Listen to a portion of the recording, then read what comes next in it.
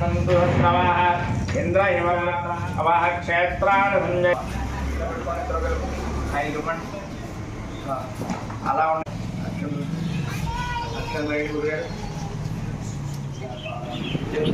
Hi all, welcome back to my channel. ఈరోజు మా చిన్ని మిల్క్ డైరీ ఓపెనింగ్ అని చెప్పాను కదా. మార్నింగ్ 7:12కి ముహూర్తం అన్నమాట. అందుకే చాలా హడావిడి అయిపోయింది. యాక్చువల్లీ ముహూర్తం టైంకి బోని చేపించి తర్వాత పూజ చేపించుకుందాం అనుకున్నాం. అంటే మా గురువు గారికి ఆ టైంకి వేరే పనులు ఉండడం వల్ల అలా ప్లాన్ చేసుకున్నాం అనమాట. మా లక్కీ అని చెప్పాలి. ఆయన 5 o'clockకి కాల్ చేసి నేను 6:30 కల్లా వచ్చేస్తాను, ముహూర్తం టైంకి పూజ చేపిద్దాం అని అన్నారు. అందుకే కనీసం రెడీ అయ్యే టైం కూడా ఇవ్వలేదన్నమాట. మా వారు వీడియో తీయడానికి కూడా అవ్వలేదండి. పూజ అయితే అనుకున్న టైంకి చాలా బాగా జరిగింది. చాలా హ్యాపీగా ఫీల్ అయ్యాం ఆయన చేతితో పూజ చేయించుకోవడం. పూజ టైంకి మా ఫ్యామిలీ మెంబర్స్ అందరూ కూడా వచ్చి మమ్మల్ని బ్లెస్ చేయడం చాలా హ్యాపీగా అనిపించింది. ఇక పూజ కంప్లీట్ అయ్యాక వర్క్ స్టార్ట్ అయిపోతుంది కదా. కంపెనీ నుండి ఫ్రీజరు, పాలు, పెరుగు, బాదం మిల్క్, లస్సీ, పన్నీర్ ఇంకా అన్ని మిల్క్ ప్రోడక్ట్స్ వచ్చేసాయన్నమాట. ఫస్ట్ అయితే వాళ్ళ నుండి ఫ్రిడ్జ్ని షాప్లోకి జాగ్రత్తగా తీసుకొచ్చేసారు. వీళ్ళు Jersey company sales officer, field officer అన్నమాట. చాలా వరకు వర్క్ వాళ్ళే కంప్లీట్ చేస్తారు. 90% మార్కెటింగ్ కూడా వాళ్ళే హెల్ప్ చేస్తారన్నమాట. ఫ్రీజర్కి ముందు పసుపు రాసి కుంకుమ బొట్టు అయితే పెట్టేశాను. అదైతే మనకు మస్ట్ అండ్ షుడ్ కదా. మన వాళ్ళకి ఏదైనా ఒక కొత్త వస్తువు కొంటే పసుపు రాసి బొట్టు పెట్టడం, నేను కూడా అలాగే పెట్టేశాను అనమాట. ఇంకా ఫ్రిడ్జ్లో షెల్ఫ్స్ అన్నీ నీట్గా సెట్ చేసేస్తారు మా వారైతే. ఇంకా వచ్చిన స్టాక్ అంతా కూడా ఫ్రిడ్జ్లో సర్దుకోవడం స్టార్ట్ చేసేసాము. మొత్తం గంటన్నర పట్టిందబ్బా. వచ్చిన సారు, మా వారు, నేను కలిసి స్టాక్ అంతా సర్దడానికి.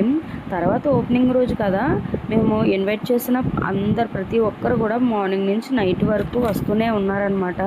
వచ్చిన ప్రతి ఒక్కరికి పేరు పేరున థ్యాంక్ యూ అండి. Thank you so much. చాలా హ్యాపీగా అనిపించింది వచ్చి మమ్మల్ని బ్లెస్ చేసినందుకు.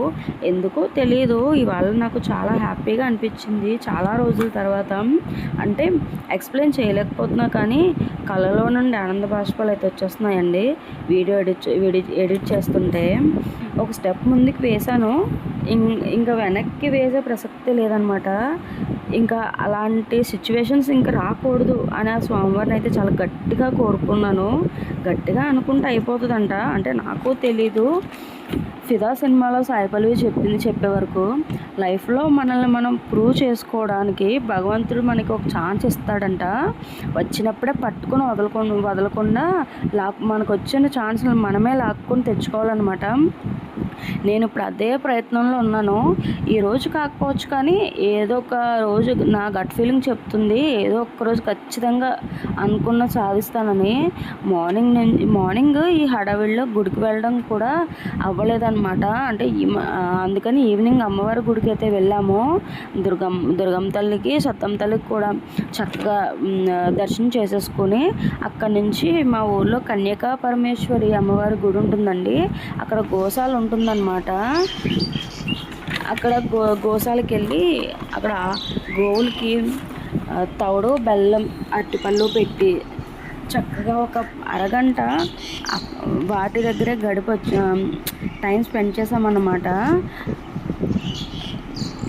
చాలా ప్రశాంతంగా అనిపిస్తుంది కదా ఇలాంటి చిన్న చిన్న పనులు చేసుకున్నప్పుడు. మీతో నేను ఒక విషయం షేర్ చేసుకోవాలనుకుంటున్నాను.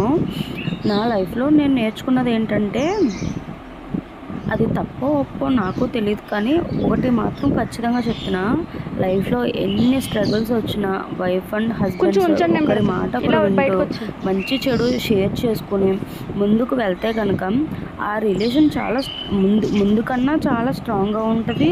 సక్సెస్ అవ్వడం చాలా ఈజీ అనిపిస్తుంది అనమాట. కానీ ఏది కూడా ఒక రోజులో రాదు కదా, ఒక వారంలోనో ఒక సంవత్సరంలోనో కూడా రాదు.